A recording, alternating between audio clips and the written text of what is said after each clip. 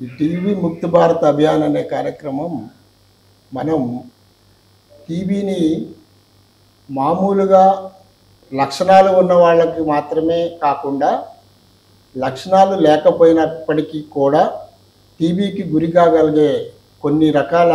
సమూహాలు, ముఖ్యంగా 60 సంవత్సరాల వయసు పైబడిన వాళ్ళకి, అలాగే మధుమేహ రోగులకు, అలాగే బాడీ మాస్ ఇండెక్స్ 18 కన్నా తక్కువ ఉన్నవారికి,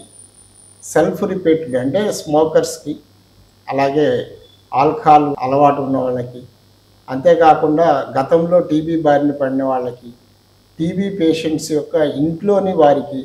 వీరందరికీ టీబీ వచ్చే అవకాశం ఎక్కువగా ఉంది. కాబట్టి వీళ్ళందరినీ కూడా మనము స్క్రీనింగ్ చేయటం ద్వారా ఈ కార్యక్రమంలో వాళ్ళను ప్రాథమిక దశలోనే టీబీ గుర్తించడం కోసం ఈ కార్యక్రమం ఏర్పాటు చేయబడింది.